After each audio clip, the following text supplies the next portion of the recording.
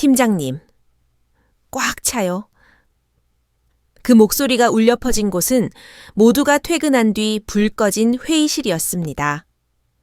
저는 차가운 유리벽에 등을 기댄 채 통유리창 너머로 별처럼 쏟아지는 도시의 불빛들을 멍하니 바라보고 있었습니다. 제 앞에는 불과 며칠 전까지만 해도 나에게 깎듯이 보고서를 올리던 평범한 여직원이 무릎을 꿇고 있었습니다. 그녀는 잠시 고개를 들어 쾌락으로 젖은 눈동자로 저를 올려다보았습니다. 그리고는 이 미친 상황에 종지부를 찍는 대신 모든 것을 즐기고 있다는 듯이 웃으며 말했습니다. 제가 전부 다 받아줄게요. 그녀의 그 한마디는 제 인생의 경로를 되돌릴 수 없는 방향으로 틀어버린 스위치와도 같았습니다. 저항은 무의미했습니다. 아니, 애초에 저항할 생각조차 사라졌습니다. 저는 그저 눈을 감고 제 모든 것을 그녀에게 내던졌습니다. 쾌락의 끝에서 저는 그녀의 모든 것을 가졌다고 착각했습니다. 하지만 사실 저는 모든 것을 빼앗기고 있었습니다. 제 자신마저도 상상조차 하지 못했던 파국. 지금부터 시작하겠습니다. 결혼 8년 차, 제 나이 42. 겉으로 보기에 제 삶은 평범했습니다. 회사에서는 팀장으로 불렸고 부족하지 않은 월급으로 안정된 가정을 꾸리고 있었습니다. 남들이 보기에는 그랬습니다. 하지만 그건 어디까지나 남들의 시선일 뿐이었습니다. 진짜 제 이야기는 퇴근 후 현관문을 열고 들어서는 순간부터 시작되었습니다. 아내와 저의 관계, 모든 균열은 바로 거기서부터 시작되고 있었습니다. 아내는 유능한 사람이었습니다. 저보다 연봉이 높았고 직장 내에서의 평판도 좋았습니다. 언제부터였을까요? 아내가 저를 바라보는 시선에서 온기가 사라진 것이 퇴근 후 마주 앉은 식탁에서 우리는 더 이상 서로의 하루를 묻지 않았습니다. 아내는 늘 스마트폰 액정에 시선을 고정한 채였고 제가 무언가 말을 걸면 숟가락과 그릇이 부딪히는 소음만이 대답처럼 돌아왔습니다. 오늘 부장이 말이야. 그렇게 운을 떼면 아내는 고개조차 들지 않은 채 대답했습니다. 피곤해? 회사 얘기는 회사에서만 해? 그 한마디에 제 입술은 그대로 굳어버렸습니다. 대화는 사치였습니다. 저희 부부에게 남은 것은 오직 기능적인 역할뿐이었습니다. 월급날에 돈을 입금하고 각종 공과금을 처리하고 주말에 장을 보는 일, 그뿐이었습니다. 부부의 마지막 의무라고 불리는 잠자리 또한 사라진 지 오래였습니다. 결혼 8년 차, 제 나이 42. 저는 제 집 안에서 투명 인간이 되어 가고 있었습니다. 존재하지만 누구의 시선에도 담기지 않는 유령처럼 말입니다. 그날도 그랬습니다. 샤워를 마치고 침실에 들어서자 아내는 이미 침대에 누워 휴대폰을 보고 있었습니다. 어둠 속에서 하얀 액정 불빛만이 아내의 무표정한 얼굴을 비추고 있었습니다. 저는 조심스럽게 아내 옆에 누워 어깨 위로 손을 올렸습니다. 차가운 잠옷 너머로 느껴지는 아내의 살에 아주 잠시 온기가 도는 듯했습니다. 하지만 그 손은 곧장 아내의 단호한 손길에 의해 거칠게 떼어졌습니다. 내일 아침 일찍 미팅이야. 피곤해. 차가운 목소리. 그 목소리는 제 남은 자신감의 마지막 조각까지 산산이 부서뜨렸습니다. 저는 천천히 손을 거두고 돌아 누웠습니다. 등 뒤로 아내의 규칙적인 숨소리가 들려왔지만 그것은 함께 잠든 동반자의 숨소리가 아니었습니다. 그저 같은 공간에 존재하는 타인의 소음일 뿐이었습니다. 그 밤, 저는 뜬 눈으로 천장의 희미한 무늬를 세며 생각했습니다. 나는 지금 살아있는가? 나는 남자인가? 바로 그 다음 날이었습니다. 회사에 새로운 인턴 사원이 배치되었습니다. 기획팀, 제가 팀장으로 있는 바로 그 팀이었습니다. 그녀의 이름은 이선하였습니다. 갓 대학을 졸업한 듯한 애띤 얼굴에는 사회생활에 대한 긴장과 설렘이 뒤섞여 있었습니다. 평범한 첫인상이었습니다. 저는 다른 신입들을 대하듯 의례적인 미소와 함께 그녀에게 자리를 안내해 주었습니다. 이선아 씨, 여기가 선아 씨 자리입니다. 업무에 필요한 것들은 다 세팅되어 있을 겁니다. 모르는 거 있으면 언제든 물어보세요. 네, 팀장님, 정말 감사합니다. 그녀는 고개를 꾸벅 숙이며 웃었습니다. 그녀가 웃을 때 오른쪽 입꼬리가 유독 시원하게 올라가며 보조개가 깊게 파였습니다. 그 순수한 미소 앞에서 어젯밤 아내에게 거절당했던 비참한 제 모습이 잠시 겹쳐 보였습니다. 저는 어색하게 웃으며 제자리로 돌아왔습니다. 그녀는 영리하고 눈치가 빨랐습니다. 복사나 서류 정리 같은 자잘한 업무를 시키면 군소리 없이 완벽하게 처리해냈습니다. 무엇보다 저를 대하는 태도가 달랐습니다. 다른 팀원들이 저를 까다로운 상사 정도로 여기며 어려워할 때 그녀는 스스럼 없이 다가와 질문을 던졌습니다. 팀장님, 이 부분은 어떻게 처리하는 게 좋을까요?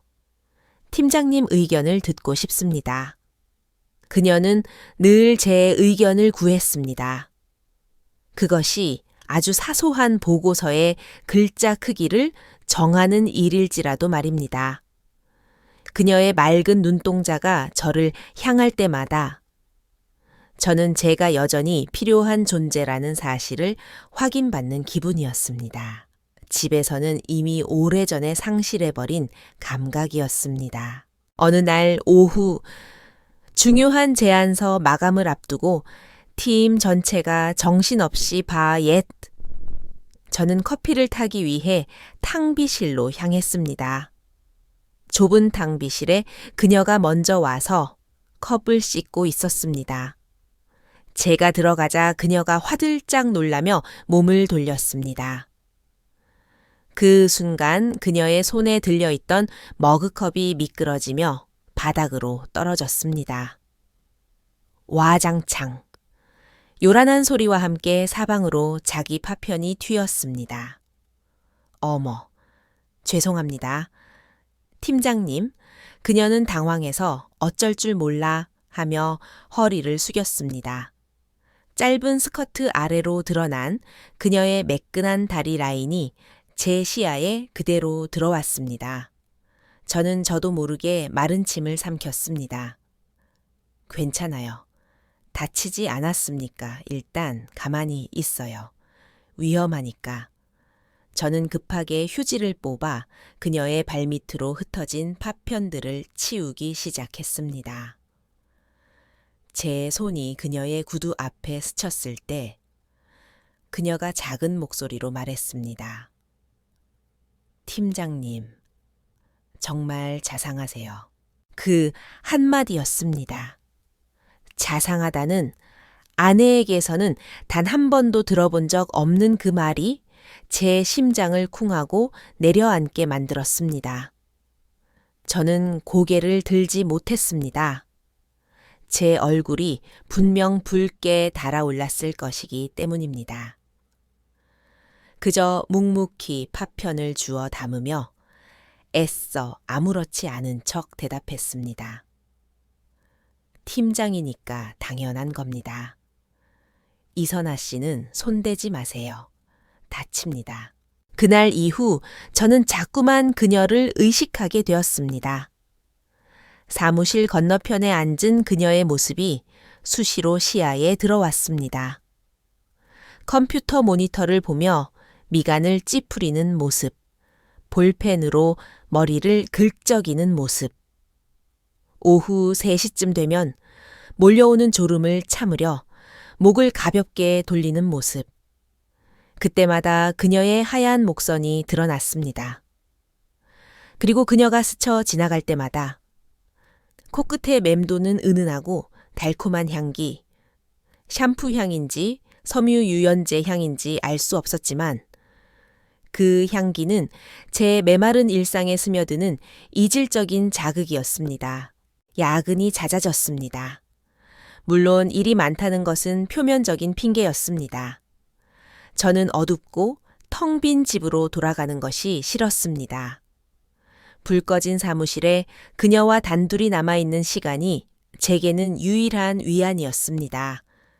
우리는 니란히 앉아 김밥을 먹으며 회사 사람들의 험담을 하기도 하고 주말에 본 시시한 예능 프로그램에 대해 이야기하기도 했습니다.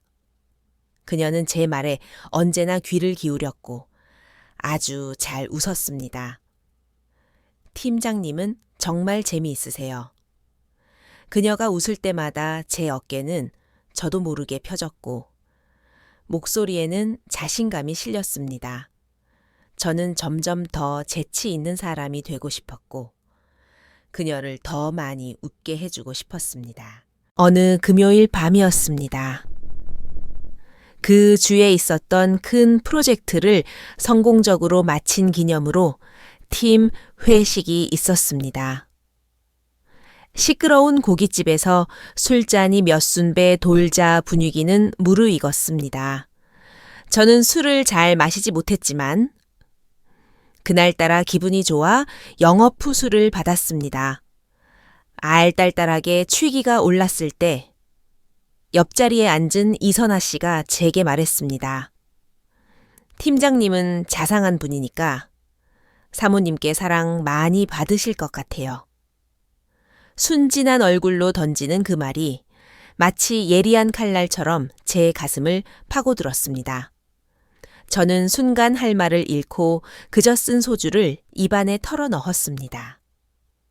아무도 눈치채지 못했지만 제 표정의 미세한 균열을 그녀는 놓치지 않았습니다.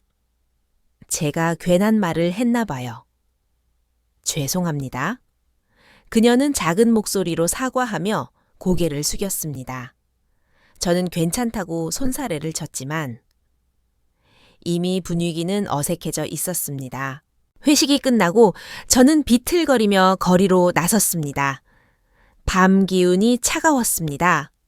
그때 누군가 제 팔을 부축했습니다. 이선아 씨였습니다. 팀장님, 많이 취하셨어요. 제가 택시 잡아드릴게요.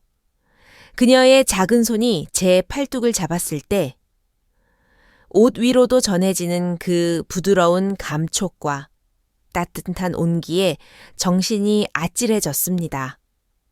술기운 때문이라고 애써 합리화했지만 심장이 멋대로 뛰는 것은 어쩔 수 없었습니다. 그녀는 저를 길게 세우고 택시를 잡기 위해 손을 흔들었습니다. 가로등 불빛 아래 바람에 흩날리는 그녀의 머리카락과 택시를 향해 뻗은 가느다란 팔이 슬로우 모션처럼 보였습니다. 택시가 멈춰섰습니다. 그녀가 조수석 문을 열어주며 말했습니다. 조심히 들어가세요. 팀장님? 저는 택시에 올라타려다 저도 모르게 그녀를 의의 손목을 잡았습니다. 선아 씨는 어떻게 가려고요? 제 입에서 그녀의 이름이 아무런 직책 없이 튀어나왔습니다. 그녀의 눈이 동그랗게 커지는 것을 보았습니다. 하지만 이내 그녀는 다시 그 깊은 보조개가 페이는 미소를 지으며 대답했습니다. 저는 버스 타고 가면 돼요. 걱정 마세요. 그 순간 저는 이대로 그녀를 보내면 안 된다는 강렬한 충동에 휩싸였습니다. 이것은 이성이 아니었습니다. 지난 몇 년간 억눌리고 무시당했던 한 남자로서의 본능이었습니다. 늦었어요. 위험합니다. 데려다 줄게요. 타요. 제 목소리는 제가 듣기에도 단호했습니다. 그녀는 잠시 망설이는 듯 했지만 이내 말없이 고개를 끄덕이고 택시 뒷좌석에 올라탔습니다. 좁은 공간에 아까보다 훨씬 더 진하게 그녀의 향기가 가득 찼습니다. 술기운과 뒤섞인 그 향기는 제 남은 이성의 끈을 위태롭게 만들고 있었습니다. 그녀가 사는 동네의 이름을 말하는 동안 저는 그저 창밖 불빛만 하염없이 바라보았습니다. 어색한 침묵. 하지만 그 침묵은 조금도 불편하지 않았습니다. 오히려 그 어떤 대화보다도 더 짜릿한 긴장감으로 가득 차 있었습니다. 택시 기사에게 그녀가 사는 동네 이름을 말한 순간부터 차 안의 공기는 무게를 갖기 시작했습니다. 좁은 뒷좌석, 제 어깨와 그녀의 어깨 사이에는 주먹 하나 들어갈 공간밖에 없었습니다. 차가 회전할 때마다 그녀의 몸이 제 쪽으로 부드럽게 쏠렸고 그때마다 옷깃을 스치는 미세한 마찰과 함께 그녀의 천이 제게로 옮겨왔습니다. 술 기운 때문인지 그녀의 몸에서는 아까보다 훨씬 더 짙고 달콤한 향기가 피어올랐습니다. 그 향기는 제 피부 깊숙한 곳까지 파고들어 남아있던 이성의 파편들을 녹여내리는 듯 했습니다. 저는 창밖만 바라보았습니다. 빠르게 스쳐 지나가는 도시의 불빛들이 초점을 잃고 길게 번져 나갔습니다. 그녀 역시 아무 말이 없었습니다. 우리는 마치 약속이라도 한 듯 침묵을 지켰습니다. 하지만 그 침묵 속에는 너무나 많은 언어들이 담겨 있었습니다. 쿵, 쿵, 쿵. 제 심장이 멋대로 울리는 소리가 혹시 그녀에게까지 들릴까봐 저는 저도 모르게 숨을 참았습니다. 정적이 흐르는 차 안에서 그녀가 내쉬는 가느다란 숨소리가 유난히 선명하게 들려왔습니다. 다 왔습니다. 무뚝뚝한 기사의 목소리가 꿈같던 정적을 깨뜨렸습니다. 익숙한 동네가 아니었습니다. 낡은 빌라들이 좁은 골목을 따라 늘어선 그런 곳이었습니다. 제가 먼저 내려 문을 열어주자 그녀가 조심스럽게 차에서 내렸습니다. 가로등 불빛이 그녀의 하얀 얼굴 위로 쏟아졌습니다. 술기운으로 살짝 상기된 두 뺨과 촉촉하게 젖은 입술. 저는 그 모습을 똑바로 쳐다볼 수가 없었습니다. 데려다 주셔서 감사합니다. 팀장님. 그녀는 꾸벅 고개를 숙였습니다. 이제 정말로 가야 했습니다. 여기서 돌아서서 다시 택시를 타고 텅 빈 제 집으로 돌아가야 했습니다. 그것이 옳은 길이라는 것을 머리로는 알고 있었습니다. 하지만 제 발은 시멘트 바닥에 붙어버린 듯 좀처럼 떨어지지 않았습니다. 그럼 조심히 들어가세요. 제가 간신히 뱉어낸 말은 제 의지와는 상관없이 갈라져 나왔습니다. 그녀는 대답 대신 저를 물끄러미 바라보기만 했습니다. 그 깊이를 알 수 없는 눈동자 안에서 제가 읽은 것은 단순한 감사가 아니었습니다. 그것은 망설임이었고 동시에 어떤 종류의 기대감이었습니다. 바로 그때였습니다. 그녀의 붉은 입술이 다시 열렸습니다. 팀장님, 이대로 가시면 속 쓰리실 텐데 그녀는 수줍게 웃으며 말했습니다. 그 웃음에 파이는 보조개는 오늘따라 유독 깊고 매혹적으로 보였습니다. 저희 집 바로 저기예요. 올라가서 해장으로 시원한 맥주 한 캔만 하고 가세요. 제 심장이 바닥으로 쿵 떨어지는 소리가 들렸습니다. 해장.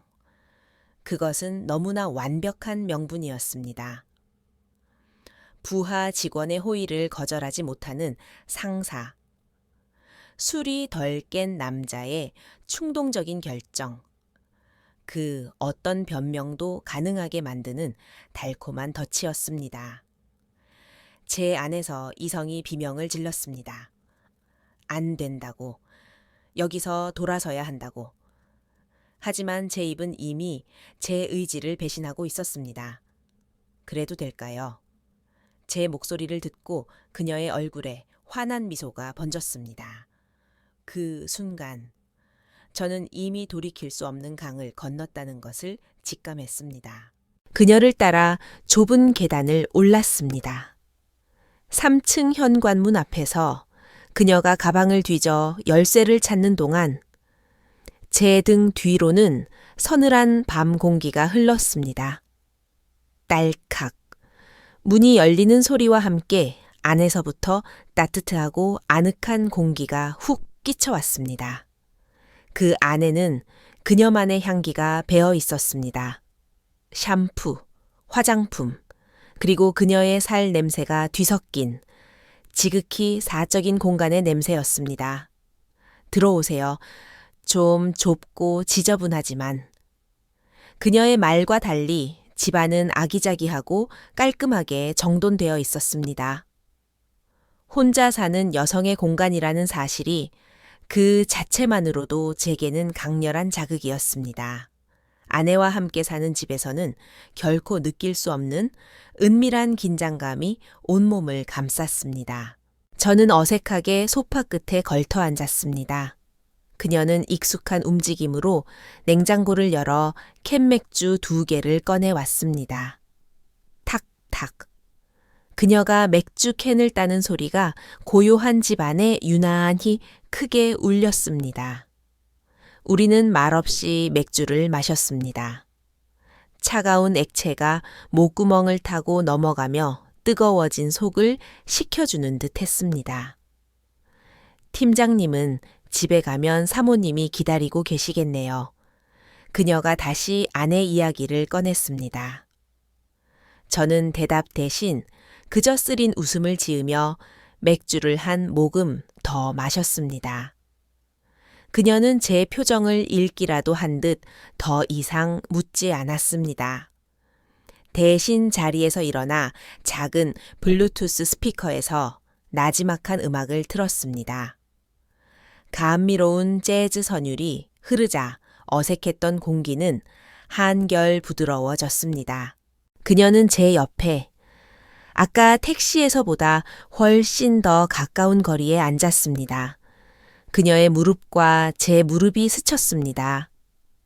저는 애써 몸을 뒤로 물리지 않았습니다. 아니, 물릴 수가 없었습니다. 그때였습니다. 그녀가 제게 무언가 말을 하려다 손에 들고 있던 맥주 캔을 놓치고 말았습니다. 캔에서 흘러나온 맥주가 그녀의 하얀 블라우스와 스커트 위로 왈칵 쏟아졌습니다. 괜찮아요. 네, 괜찮아요. 제가 워낙 칠칠 맞지 못해서 옷이 다 젖었네. 잠시만요. 갈아입고 올게요.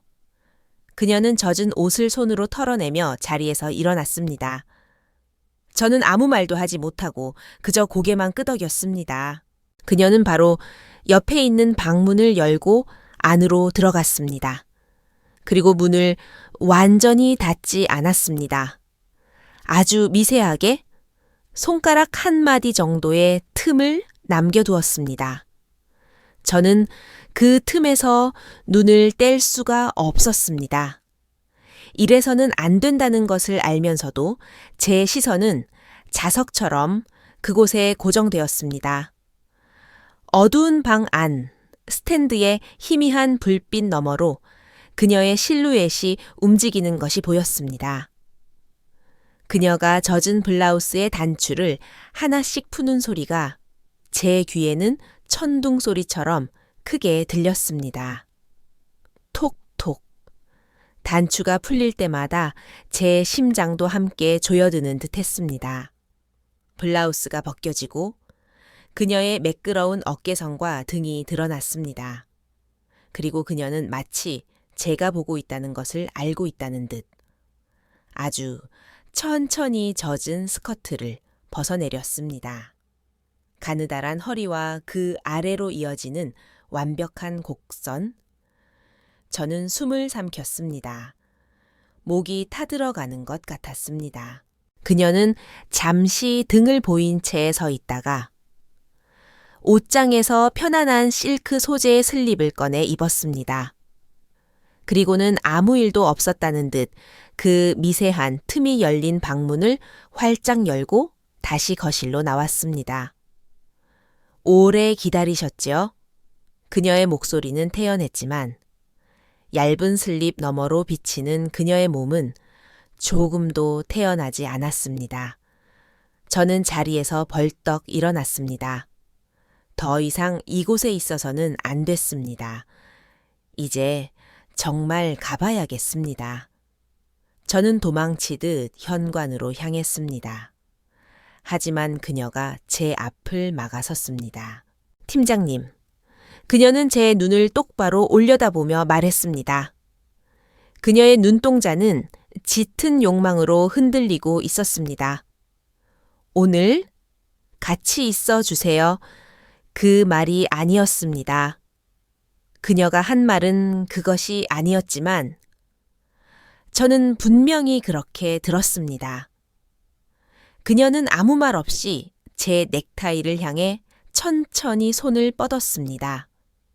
그리고는 제 넥타이를 부드럽게 잡아당겼습니다. 제 상체가 그녀를 향해 속절없이 끌려갔습니다. 그녀의 얼굴이 제 코앞까지 다가왔습니다.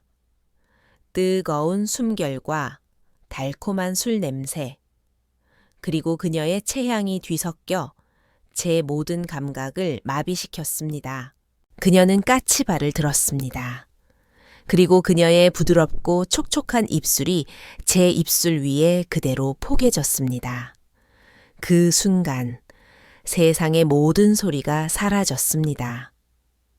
오직 그녀의 부드러운 입술의 감촉과 제 심장이 터질 듯이 울리는 소리만이 존재할 뿐이었습니다. 그것은 실수도 충동도 아니었습니다. 아주 오랫동안 준비되고 계획된 돌이킬 수 없는 첫 번째 낙인이었습니다. 저는 저항하지 않았습니다. 아니, 저항할 생각조차 하지 못했습니다.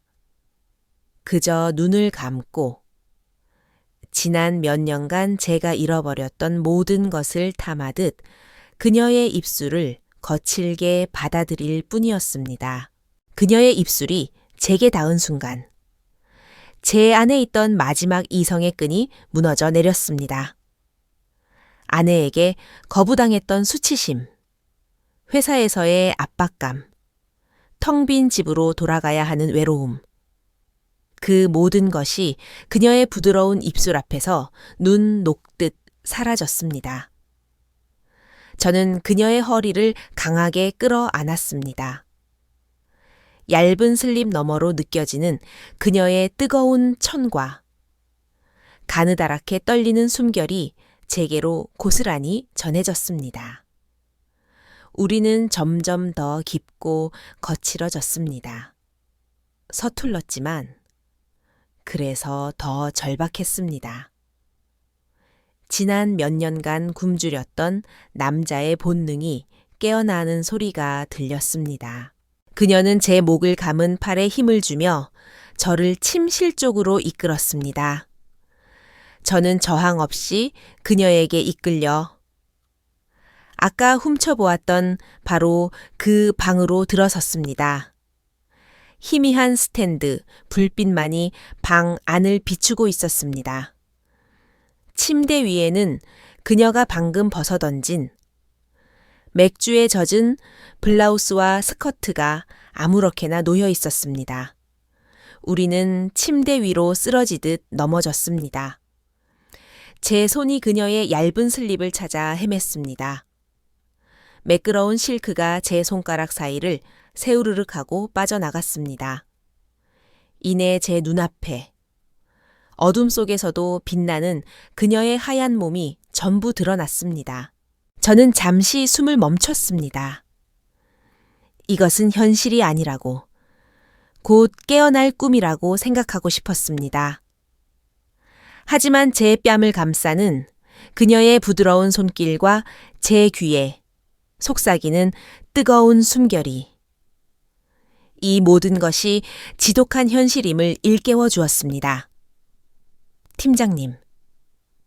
그녀가 제 이름을 부르는 나지막한 목소리에 저는 완전히 무장해제되었습니다. 그날 밤, 저는 한 마리 굶주린 짐승과 같았습니다. 그녀의 모든 것을 탐했고 제 모든 것을 쏟아부었습니다. 낯선 침대에서 삐걱거리는 소리, 두 사람의 거친 숨소리, 살과 살이 부딪히는 젖은 소리가 그 작은 방을 가득 채웠습니다. 창밖이 희미하게 밝아올 때까지 우리는 서로를 놓아주지 않았습니다. 모든 것이 끝났을 때 저는 땀에 젖은 채 그녀의 옆에 누워 가쁘게 숨을 몰아쉬었습니다. 제 품에 안긴 그녀의 규칙적인 숨소리를 들으며 저는 아주 오랜만에 깊은 충족감과 함께 지독한 불안감에 휩싸였습니다. 돌이킬 수 없는 일을 저질렀다는 것을 뼈저리게 실감했습니다. 다음 날 출근길은 지옥과 같았습니다. 숙취와 피로, 그리고 밤새 저지른 일에 대한 죄책감이 뒤섞여 머리가 깨질 듯 아팠습니다. 사무실 문을 열고 들어섰을 때 이미 자리에 앉아있는 그녀와 눈이 마주쳤습니다. 그녀는 어젯밤의 격정은 온데간데 없이 단정한 오피스룩 차림으로 저를 향해 가볍게 목례를 했습니다. 안녕하세요, 팀장님. 그 태연한 모습에 저는 순간 어젯밤의 일이 정말 꿈이었나 하는 착각에 빠졌습니다. 저는 애써 아무렇지 않은 척 자리에 앉아 컴퓨터를 켰습니다. 하지만 모니터의 글자들은 눈에 들어오지 않았습니다. 제 모든 신경은 건너편에 앉은 그녀에게로 쏠려 있었습니다. 그날 하루, 우리는 완벽한 팀장과 인턴 사원을 연기했습니다. 하지만 공기 중에 떠도는 긴장감은 숨길 수 없었습니다. 제가 보고서를 검토하기 위해 그녀의 자리로 다가갔을 때 제 손등이 그녀의 손등에 스쳤습니다. 그 찰나의 접촉에 어젯밤의 기억이 섬광처럼 되살아났습니다. 그녀는 고개를 숙인 채였지만 귀끝이 붉게 달아오른 것을 저는 똑똑히 보았습니다. 잠시 후 제 컴퓨터 메신저에 작은 알림창이 떴습니다. 그녀에게서 온 메시지였습니다. 어젯밤 꿈만 같았어요. 그 짧은 문장에 제 심장이 다시 쿵 하고 내려앉았습니다.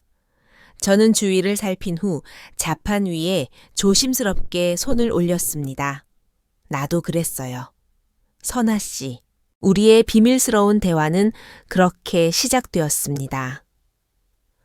우리는 복사기 앞에서 서류를 주고받는 척하며 손끝을 스치고 탕비실에서 물을 마시며 아무도 듣지 못할 목소리로 짧은 대화를 나누었습니다. 들켜서는 안 된다는 사실이 오히려 관계를 더욱 짜릿하게 만들었습니다. 하루에도 몇 번씩 그녀와 저는 사무실에서 다른 직원들의 눈을 피해 은밀한 눈빛을 교환했습니다. 그 눈빛 속에는 욕망과 비밀, 그리고 우리만이 아는 동지애가 담겨 있었습니다. 질감이 담겨 있었습니다. 그 금요일, 대부분의 직원이 퇴근한 늦은 밤이었습니다. 저는 남은 업무를 처리하며 그녀가 퇴근하기를 기다렸습니다. 하지만 그녀는 자리에서 일어날 생각이 없어 보였습니다. 사무실에 우리 둘만 남게 되었을 때 다시 메신저 알림이 울렸습니다. 팀장님, 1번 회의실에서 잠깐 뵐 수 있을까요? 드릴 말씀이 있습니다. 1번 회의실. 그곳은 복도 쪽 벽이 통유리로 되어 있어 밖에서 아니 훤히 들여다 보이는 곳이었습니다. 아직 경비팀이나 청소 노동자들이 남아 있을지도 모르는 시간이었습니다. 왜 하필 그곳일까 의아했지만 저는 거절할 수 없었습니다. 알겠습니다. 짧게 답장을 보낸 후 저는 자리에서 일어나 회의실로 향했습니다. 불이 꺼진 회의실 안. 그녀가 창가에 서서 도시의 야경을 내려다보고 있었습니다. 제가 들어서자 그녀는 뒤를 돌아보며 웃었습니다. 아무도 없네요. 다행히. 무슨 할 말이기에 이런 곳으로 불렀어요. 제가 묻자 그녀는 대답 대신 제게로 천천히 다가왔습니다. 그리고는 제 뒤에 서서 회의실 문을 안에서 잠갔다. 철컥, 금속성 잠금 장치가 맞물리는 소리가 유난히 크게 울렸습니다. 그녀는 제 손을 잡고 거대한 회의용 테이블이 놓인 회의실 한가운데로 이끌었습니다. 통유리창 너머로 아직 불이 켜진 맞은편 빌딩의 사무실들이 보였습니다. 언제 누가 우리를 볼지도 모른다는 생각에 등골이 서늘해졌습니다. 여기선 안 돼요. 누가 보면 어쩌려고 그래서 더 좋은 거 아니에요. 그녀는 제 귀에 속삭였습니다. 그 목소리에는 장난기 어린 흥분이 가득했습니다. 그녀는 제 넥타이를 풀어 테이블 위에 던져놓고 셔츠 단추에 손을 가져갔습니다. 저는 공포와 흥분이 뒤섞인 묘한 감각에 휩싸여 그저 그녀가 하는 대로 내버려 둘 수밖에 없었습니다. 그녀는 저를 차가운 테이블 위에 걸터 앉게 했습니다. 그리고 제 앞에 무릎을 꿇고 앉아 제 벨트를 풀기 시작했습니다. 그 순간 복도 저편에서 청소 카트가 굴러오는 소리가 들렸습니다. 끽끽하는 바퀴 소리가 점점 더 가까워졌습니다. 저는 저도 모르게 숨을 멈췄습니다. 들키면 끝장이다. 공포가 온몸을 휘감았습니다. 하지만 그녀는 멈추지 않았습니다. 오히려 제 눈을 똑바로 쳐다보며 입꼬리를 올려 웃어 보였습니다. 그 미소는 마치 걱정 마요. 이게 더 짜릿하잖아요 라고 말하는 것 같았습니다. 카트 소리가 회의실 문 바로 앞에서 멈췄습니다. 제 심장도 함께 멈추는 것 같았습니다. 하지만 이내 카트는 다시 움직여 복도 저편으로 멀어져 갔습니다. 안도의 한숨과 함께 극한의 공포가 지나간 자리에 더 큰 쾌락이 밀려왔습니다. 들킬지도 모른다는 스릴이 그녀와의 행위를 몇 배는 더 자극적으로 만들었습니다. 차가운 테이블의 감촉, 통유리창 너머로 보이는 도시의 불빛, 언제 다시 들려올지 모르는 외부의 소음. 그 모든 것이 우리의 무모를 더욱 완벽하고 배덕적인 것으로 만들고 있었습니다. 모든 것이 끝났을 때 우리는 땀에 젖은 채 한동안 아무 말도 하지 못했습니다. 창밖 야경을 배경으로 그녀의 상기된 얼굴이 보였습니다. 그녀는 제게 흐른 땀을 손가락으로 닦아주며 나지막이 속삭였습니다. 우리 정말 대담하네요. 그녀의 속삭임처럼. 회의실에서의 밤 이후 우리의 게임은 더욱 대담해졌습니다. 하지만 사무실 안에서 몰래 나누는 짧은 스릴은 갈증을 해소하기엔 턱없이 부족했습니다. 현실의 벽에 부딪힐수록 우리는 서로에게 온전히 집중할 수 있는 완벽한 해방을 갈망했습니다. 결국 그 갈증을 먼저 터뜨린 것은 그녀였습니다. 어느 늦은 야근 밤, 그녀가 제게 말했습니다. 팀장님, 우리 도망갈까요? 딱 하루라도. 세상에 우리 둘만 있는 곳으로요. 도망이라는 그 단어는 거부할 수 없는 유혹이었습니다. 그녀의 제안은 가뭄의 단비와도 같았습니다. 회사의 중요한 지방 출장이 잡혔다는 완벽한 거짓말을 하고 우리는 세상의 끝에 있는 듯한 작은 해변의 펜션으로 향했습니다. 그곳은 우리 두 사람을 위한 완벽하게 고립된 섬이었습니다. 펜션에 들어서자마자 저는 더 이상 참을 수 없었습니다. 문을 잠그는 소리와 동시에 그녀를 벽으로 밀어붙였습니다. 저는 말없이 그녀의 블라우스 단추를 하나씩 아주 천천히 풀어내렸습니다. 톡 소리가 날 때마다 그녀의 어깨가 움찔거리는 것이 보였습니다. 블라우스가 활짝 열리고 그녀의 하얀 피부를 더욱 도드라지게 하는 검은색 레이스 속옷이 드러났습니다. 저는 망설임 없이 등 뒤로 손을 돌려 후크를 풀었습니다. 탁 하는 작은 소리와 함께 그녀를 속박하던 마지막 끈이 풀리고 마침내 탐스럽게 솟아오른 두 개의 본구리가 제 눈앞에 온전히 모습을 드러냈습니다. 저는 잠시 숨을 멈추고 그 광경을 바라보았습니다. 하얀 피부 위 수줍은 듯 붉은 빛을 띠며 솟아오른 정점. 저는 참지 못하고 손을 뻗어 그 한쪽을 손바닥으로 부드럽게 감쌌습니다. 제 손 안에 가득 차는 부드럽고 탄력 있는 감촉. 저는 엄지손가락으로 그 정점을 부드럽게 문질렀습니다. 그녀의 몸이 활처럼 휘며 제 어깨를 다급하게 붙잡았습니다. 그녀의 목소리는 애원에 가까웠습니다. 저는 멈추지 않고 고개를 숙여 제 입술을 다른 한쪽에 가져갔습니다. 뜨겁고 축축한 혀가 그녀의 연한 살결에 닿는 순간 그녀는 온몸을 비틀며 교성을 터뜨렸습니다. 제 입안에서 그녀의 그것이 단단해지는 것이 느껴졌습니다. 저는 그녀를 안아 올려 침대 위에 조심스럽게 눕혔습니다. 그곳에서 우리는 창밖 파도 소리를 배경 삼아 밤이 새도록 서로의 몸을 탐했습니다. 이 쾌락의 정점에서 저는 이 여자를 위해서라면 제 모든 것을 버릴 수 있다고 진심으로 그렇게 믿었습니다. 그녀의 모든 것을 소유했다고 착각했습니다. 꿈만 같았던 1박 2일이 지나고 저는 다시 제 빛바랜 현실로 돌아왔습니다.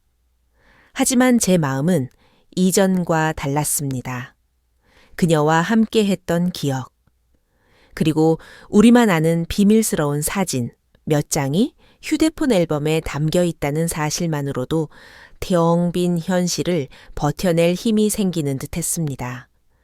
그 사진들은 우리의 사랑을 증명하는 세상에 단 둘만 아는 성스러운 증표라고 믿었습니다. 그날 밤, 저는 피곤에 지쳐 샤워를 마치고 거실 소파에 잠시 쓰러져 잠이 들었습니다. 제 휴대폰은 거실 테이블 위에서 충전기에 꽂힌 채였습니다. 제가 얼마나 어리석고 방심했는지 그때는 미처 알지 못했습니다. 얼마나 지났을까? 어깨를 흔드는 손길에 잠에서 깼습니다. 아내였습니다. 그런데 그녀의 표정이 이상했습니다. 분노나 슬픔이 아니었습니다. 모든 감정이 사라진 얼음장처럼 차갑고 텅 빈 얼굴, 그녀는 아무 말 없이 제 휴대폰을 제 눈앞에 내밀었습니다. 액정 화면에는 사진 한 장이 띄워져 있었습니다. 펜션 침대 위에서 이선아가 제 품에 안겨 잠들어 있는 모습. 제가 그녀의 이마에 입을 맞추며 너무나 행복한 표정으로 카메라를 보고 있는 바로 그 사진이었습니다. 이게 뭐야? 제 목소리가 바싹 말라붙었습니다. 아내는 제 질문에 대답 대신 화면을 옆으로 넘겼습니다. 우리의 가장 은밀하고 행복했던 모든 순간들이 파노라마처럼 펼쳐졌습니다. 당신 구글 클라우드, 우리 결혼 사진 때문에 나도 로그인 되어 있는 거 잊었나 봐. 아내의 목소리는 감정 없이 메말라 있었습니다. 그 순간, 저는 무릎이라도 꿇고 빌어야겠다고 생각했습니다. 잘못했다고. 다시는 안 그러겠다고. 하지만 제 말이 시작되기도 전에 아내가 먼저 입을 열었습니다. 이혼 단 한 글자였습니다. 하지만 그 말은 세상 그 어떤 비수보다도 날카롭게 제 심장에 박혔습니다. 변명 같은 거 들을 생각 없어. 변호사 선임했고 소장은 내일 바로 접수될 거야. 당신은 그냥 내가 시키는 대로 도장만 찍으면 돼. 그녀는 제게 경멸의 시선을 던지며 마지막 통보를 했습니다. 만약 당신이 재산 분할이니 뭐니 하면서 조금이라도 버티거나 이혼 과정에서 나를 귀찮게 하면 그땐 이 사진들 전부 당신 회사랑 양가 부모님께 보내는 걸로 알게. 이건 협상이 아니야. 통보야. 그녀는 제게 이선하와 헤어지라고 말하지 않았습니다. 이미 우리의 관계는 끝났고 저는 이혼당하는 남자일 뿐이었습니다. 다만 제가 파산하고 사회적으로 매장당하는 그 순간까지 쥐 죽은 듯 조용히 있으라는 마지막 경고였습니다. 다음 날 출근한 사무실의 공기는 지옥과도 같았습니다. 제 결혼은 이미 끝났습니다. 하지만 이혼 절차가 마무리될 때까지 저는 아무 일 없는 척 그 자리를 지켜야 했습니다. 이선하는 아무것도 모른 채 저를 보며 평소처럼 맑게 웃어 보였습니다. 저는 그 미소를 애써 외면하며 제자리에서 업무에만 몰두했습니다. 잠시 후 그녀가 보고서를 들고 제 자리로 다가왔습니다. 팀장님, 어제 말씀드린 기획안 수정해 왔는데요. 한번 봐주시겠어요? 저는 그녀의 얼굴을 쳐다보지도 않은 채 보고서만 건네받았습니다. 그리고는 차가운 목소리로 일부러 다른 팀원들도 들을 수 있을 만큼 크게 말했습니다. 이선아 씨, 이 부분 데이터 출처가 불분명하네요. 기본도 안 되어 있지 않습니까? 다시 해오세요. 사무실의 공기가 순간 싸늘하게 얼어붙었습니다. 그녀의 얼굴이 당황과 상처로 굳어지는 것이 느껴졌지만 저는 모니터에서 시선을 떼지 않았습니다. 그것이 제가 할 수 있는 전부였습니다. 아내의 감시 아래 그녀에게 어떤 희망도 미련도 주지 않고 철저히 남이 되어야 했습니다.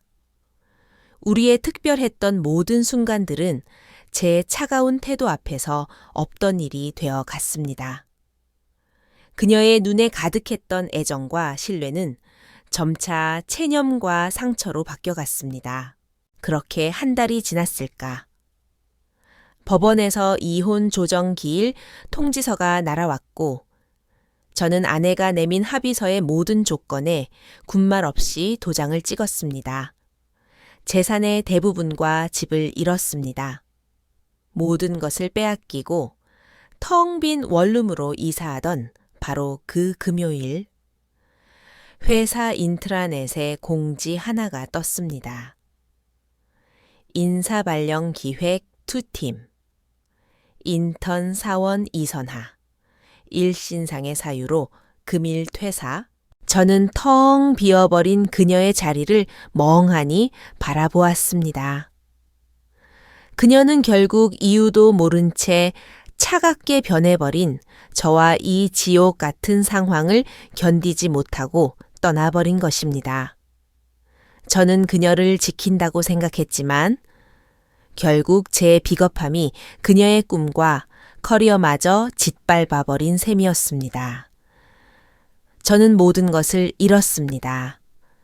뜨겁게 사랑했던 여자, 위태롭게 유지하던 가정, 그리고 제 자신마저도 이제야 뒤늦게 깨닫습니다.